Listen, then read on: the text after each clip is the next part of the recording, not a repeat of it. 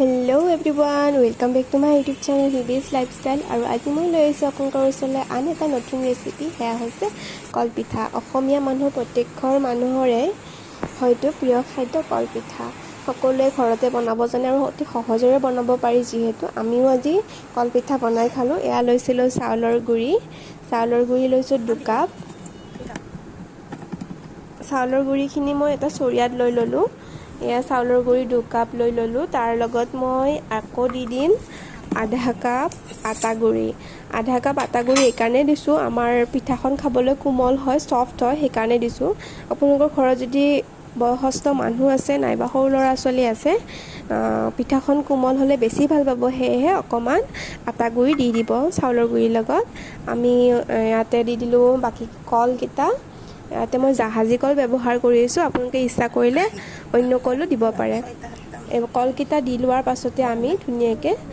বস্তুখিনি মিহলি কৰাৰ আগতে মই দি দিম নিমখ আধা চামুচ আপুনি যদি নিমখ পছন্দ নকৰে তেনে নিদিয়াকেও হ'ব মই কলখিনিৰ লগত নিমখ দি দিলোঁ আধা চামুচ ইয়াৰ পাছত মই দিম 2 চামুচ দৈ গাখীৰখিনি দিয়াৰ ফলত আপোনাৰ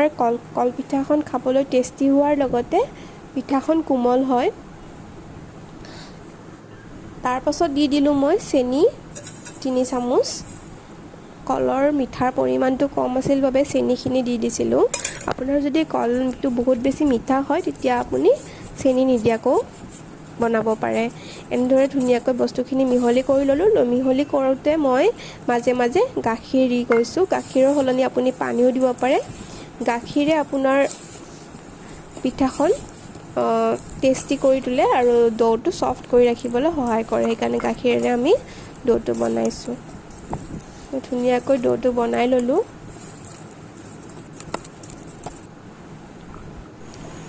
এয়া হৈছে কলপাতখিলা মই ধুনীয়াকৈ সেকি লৈছোঁ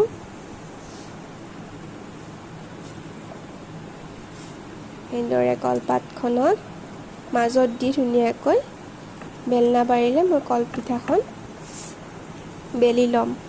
বেলি লোৱাৰ ফলত আপোনাৰ কলপিঠাখন বহল মানে পাতল হ'ব আৰু সহজতে সিজিব তাৱাত দিয়াৰ পাছত সহজতে অতি কম সময়ৰ ভিতৰতে সিজি উঠিব এনেদৰে আমি বাকীকেইখন পিঠাও বনাই ললোঁ অতি সহজ আপোনালোকে এনেদৰে বনাই চাওক খাবলৈ খুব বেছি টেষ্টি আৰু কম সময়ৰ ভিতৰতে এনেকুৱা ধৰণৰ খাদ্য আপুনি বনাই খাব পাৰিলে বহুত বেছি ভাল লাগে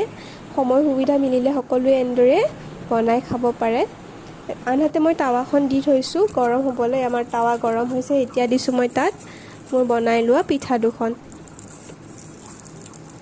এতিয়া দেখিছে আমাৰ পাতখিলা ব্ৰাউন হৈছে ব্ৰাউন হোৱাৰ লগে লগে মই কলপিঠাখন উলুটাই যাম এয়া দেখিছে আমাৰ প্ৰায় পিঠাখন ৰেডি হৈছে এতিয়া মই কলপাতৰ পৰা পিঠাখন এৰুৱাই ল'ম যাতে ভিতৰত যদি নিহিজাকৈ আছে সিজি যায় বস্তুখিনি ধুনীয়াকৈ আনখনো মই এনেদৰে পাতৰ পৰা এৰুৱাই লৈছোঁ তাৰপিছত মই তাৱাত দি দিছোঁ দেখিছে ধুনীয়া চেপত আমাৰ পিঠাখন ৰেডি হৈ গ'ল এনেদৰে আমাৰ কলপিঠা ৰেডি আৰু খাই খুব বেছি ভাল পালোঁ সেয়া আপোনালোকৰ লগত শ্বেয়াৰ কৰিলোঁ আৰু আপোনালোকেও বনাই খাওক অসমীয়াৰ যিহেতু এইবিলাক পৰম্পৰাগত খাদ্য আমি অসমীয়া মানুহে এইবিলাক খাদ্য বনাই খাই জীয়াই ৰাখিব লাগিব আৰু আমাৰ নতুন প্ৰজন্মকো এইবিলাক শিকাব লাগিব আৰু এই কলপিঠাৰ জুতি আজি গাখীৰ চাহ একাপাৰি ল'লোঁ